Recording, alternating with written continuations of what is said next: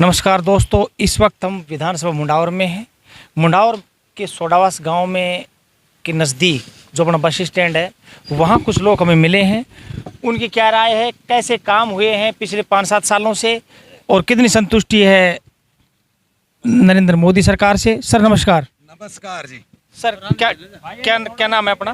मंजीत चौधरी। मंजीत चौधरी जी, मैं ये जानना चाहता हूँ कि प्रधानमंत्री नरेंद्र मोदी ने जो कार्य किए हैं कितनी संतुष्टि है उनसे? 110% मोदी के कार्यों से। और जो गहलोत ने जो काम किए हैं उनके बारे में क्या कहना चाहेंगे आप? कुछ नहीं है, फ्री की रेवड़ी बांट रहा है और कुछ नहीं लेना देना। पिछले 4.5 साल से कुछ नहीं हुआ। अभी 6 महीने से वो चुनाव जब नजदीक आए तो वो बोल रहा है कि भाई मैं ये कर दूंगा वो कर दूंगा। 4.5 साल से वो खुद की सरकार बचाने में लगा हुआ है और कुछ नहीं किया। सर जच्चा बच्चा से लेके और बुजुर्गों की पेंशन तक उन्होंने योजनाएं लेके आए हैं, अभी उसके बारे में क्या कहें? नहीं, 4.5 साल पहले कहाँ गए थे, अभी क्यों लेकर आए? अभी जो 200 यूनिट जो बिजली फ्री किए हैं उनसे आपको कितना क्या फायदा हुआ है? जब बिजली नहीं आ रही तो चाहे 400 यूनिट फ्री कर दो यार जी। बिजली एक घंटे 2 घंटे आ रही है तो फिर फायदा क्या हुआ? चाहे 400 यूनिट फ्री कर दो, उससे क्या फायदा? पिछले 15 सालों से मुंडावर तहसील में बीजेपी की सरकार बनी हुई है, कितने कार्य हुए हैं? जी 70% कार्य पूरे हो गए। 70% कार्य पूरे हो गए। मंजीत पत्र के अनुसार जी, मंजीत धर्मपाल चौधरी की कार्य प्रणाली से आप कितना संतुष्ट हैं? 100%। 100%। और कांग्रेस में अभी जो इलेक्शन होने वाले हैं, क्या उसमें मत करेंगे आप? ना, सिर्फ भाजपा। और कोई संदेश जो जनता तक पहुंचाना चाहते हो कि सरकार के बारे में, वो आप बोल सकते हो? भाई ये सरकार नकार है, मेरी तो अगर कोई माने तो इसको वोट ना दे जी, कांग्रेस सरकार को। कांग्रेस। और जो लोकसभा के चुनाव होंगे मोदी वाले, उसमें किसको? नरेंद्र मोदी। नरेंद्र मोदी कन्फर्म है आएंगे। जी। सर आप क्या कहना चाहेंगे इस मामले में? कितना % संतुष्ट हैं आप मोदी के कामों से? मोदी के काम 100% संतुष्ट हैं। और ये जो गहलोत ने काम किए हैं हमारे देश के लिए, जो दिमाग से बाहर है बस। गहलोत जी, हाँ। आखिर कहाँ कमी रह गई थी गहलोत के कामों में जो आप इतने? वो कहता है, करता कुछ नहीं है। कारण कुछ भी नहीं करता। अब अभी- बिजली के लिए कहा उसने, बोलो 100 यूनिट फ्री दूंगा, फलाने दूंगा। इतना है कि BCR कटवा दे, कहेंगे 100 यूनिट निकलने को नहीं, और इतना की पर्ची कटवा दी। अभी 25 लाख तक का इलाज जो फ्री दिया जा रहा है, उसके बारे में आपकी जरूरत ना पड़ी भाई साहब अभी तक तो। जी, अभी आप बीमार नहीं हो? हाँ, अब उनकी जब बताऊँ इससे पहले तो आने वाले जो दिसंबर के महीने में इलेक्शन होने वाले हैं, उसमें किस पार्टी के साथ रहना चाहेंगे आप? बीजेपी के साथ। बीजेपी के साथ। सर आप क्या कहना चाहेंगे अगले आगामी चुनावों के बारे में? अफसोस, किसी भी पार्टी के बारे में नहीं बोल सकते, शायद इनके साथ बहुत बड़ा विश्वासघात हुआ है। हो सकता है सर आप कुछ कहना चाहते हैं? जुबान नहीं उपड़ रही है शायद इनकी, क्योंकि ये शायद काफ़ी परेशान है। सर आप क्या कहना चाहेंगे मोदी सरकार के बारे में? सरकारी कर्मचारी होने के कारण ये शायद अभी कुछ और लोगों से आपकी मुलाकात करवाएंगे। एडवोकेट साहब आ गए। सर नमस्कार, क्या नाम है सर अपना? एडवोकेट नीरज यादव। नीरज यादव जी, मैं ये जानना चाहता हूँ कि नरेंद्र मोदी ने जो कार्य किए हैं हमारे देश के लिए, उससे आप कितना सहमत हैं? बिल्कुल 100% सहमत है। और जो गहलोत ने अभी पिछले योजना से अभी तक जो हमारे लिए नई नई योजना लेके आए हैं, उससे आपकी क्या सहमति रहेगी? उससे इतनी सहमति नहीं रहेगी। आखिर कहाँ कमी रह गई थी गहलोत की कार्यकारिणी में जो आप ऐसा बोल रहे हैं? भाई आज के टाइम देखो, बिजली फ्री बता रहे हैं, 100 यूनिट फ्री है। 100 यूनिट फ्री बता रहे हैं, लेकिन ग्रामीण क्षेत्र में बिजली मिल ही नहीं रही है। 1 घंटे बिजली नहीं आ रही है। तब 1 घंटे बिजली नहीं आ रही है। सर लेके जच्चा बच्चा से और बुजुर्गों तक पेंशन दी जा रही है, उसके लिए आप क्या बोलना चाहेंगे? भाई पेंशन का तो चलो, पेंशन तो 1000 रुपये थी, लेकिन हरियाणा में तो 3000 रुपये भी है जी। भाई 1000 रुपये तो आज महंगाई को देखकर 1000 रुपये कितना है? सर हरियाणा की जनसंख्या को देख के और हमारी जनसंख्या को देखकर बहुत डिफरेंस है। वहाँ जनसंख्या कम है, ज़मीन ज़्यादा है, प्रॉपर्टी वहाँ ज़्यादा है।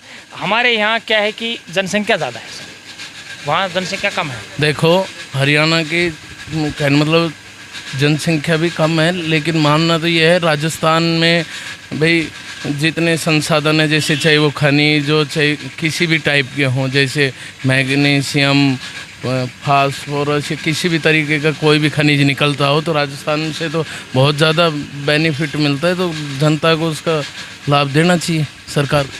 ये तो सर आपकी पॉइंट वाली बात है। सर मुझे एक बात बताइए कि पिछले 4-5 सालों से मुंडावर तहसील में कितनी कार्य हुई है? मुंडावर क्षेत्र में काफ़ी काम हुए हैं। काफ़ी काम हुए हैं। जो आगामी इलेक्शन होने वाले हैं 2023 दिसंबर में, उसमें आप किस पार्टी का साथ देना चाहेंगे? BJP party.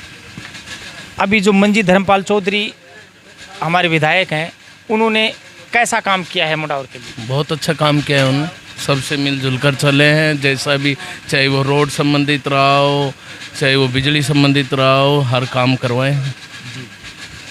और जनता को कोई मैसेज देना चाहिए सर, इस समय हमारे देश में या हमारे गांव में, हमारे राज्य में नशे का इतना भयंकर प्रकोप है, हर घर में शराबी लोग हैं, उनके लिए आपके कोई संदेश हो तो? बिल्कुल, मैं सभी मेरे जो भी युवा साथी हैं जो नशे की तरफ जा रहे हैं उनसे यही कहूँगा कि भाई पहले शरीर और बाद में सब कुछ।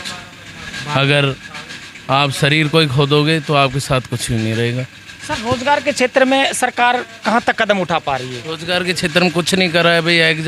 एग्जाम कराए, उनके भी पेपर लीक हो गए। सरकार बिल्कुल जीरो रही है। सरकार का जो रिकॉर्ड है वो 0% है।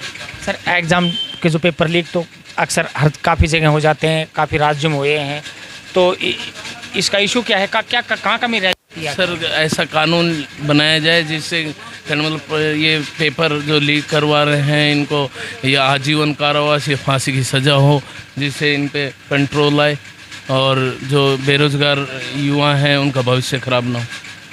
सर 2014 से पहले नरेंद्र मोदी ने एक घोषणा की थी कि हर व्यक्ति के अकाउंट में 15 लाख रुपए आएंगे। क्या वो वादे झूठे हैं? नहीं, झूठे हैं। तो अभी तक तो सर किसी ने कहा नहीं कि उनके अकाउंट में पैसे आएंगे। देखो, धीरे धीरे जो भी है काला धन जैसे भी होगा वो उससे वापस आएगा, ऐसी बात नहीं है। एक दिन में खाते के लिए नहीं बोला था। बहुत शुक्रिया सर, आपने हमारे लिए टाइम दिया। इसके अलावा अगर कोई मैसेज आप जनता तक पहुंचाना चाहते हो, सरकार तक आपकी कोई मांगे हो, वो आप बता सकते हैं? भाई सरकार की तो कहने मतलब युवाओं के जो बेरोजगारी संबंधित मुद्दे हैं इनको सुधारा जाए। जैसे स्थानीय फैक्ट्रियां हैं, अब स्थानीय लोगों की ज़मीन जा रही है उसमें, और उन्हीं को ही रोज़गार नहीं दिया जा रहा है। तो स्थानीय युवाओं को 75 से 90% तक रोज़गार दिलाया जाए। और ये जो एग्ज़ाम चल रहे हैं, एग्ज़ाम के पेपर लीक हो रहे हैं, इन पे कंट्रोल किया जाए। और जो अपराधी हैं उनको अपराधियों को कड़ी से कड़ी सज़ा दी जाए। बहुत अच्छा लगा सर आपसे। सर एक बात और बताइए कि जिस तरीके से आज के दिन हमारी सरकारी स्कूलों का स्तर गिरता हुआ जा रहा है, प्राइवेट स्कूलों को हम महत्व दे रहे हैं, इसके पीछे का कारण क्या है? हम क्यों दौड़ रहे हैं प्राइवेट स्कूलों पर? इसका भी सरकारी दोषी है। इसका भी मतलब जो सुविधाएं प्राइवेट स्कूल में है, सरकार जैसे बच्चों को लाने के लिए व्हीकल की व्यवस्था कराए, और जो भी है ग्रामीण व्यक्ति हैं उनको मतलब जागरूक किया जाए कि भाई अगर अपन बच्चों को सरकारी स्कूल में पढ़ाएंगे तो कुछ अच्छा परिणाम होगा। कुछ ऐसे कैंप लगाएं जिससे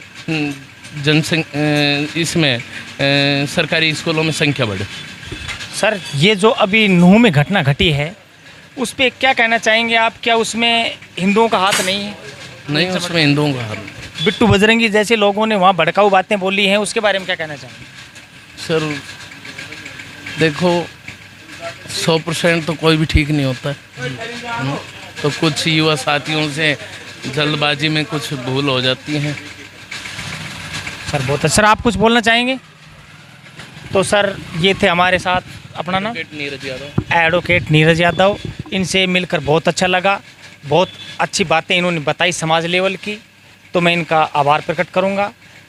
आप रियल इंडिया नेटवर्क से हमारे साथ जुड़ गए हैं। सर ये चैनल को आप सब्सक्राइब कीजिए, शेयर कीजिए, हम आपके साथ हमेशा रहें। धन्यवाद।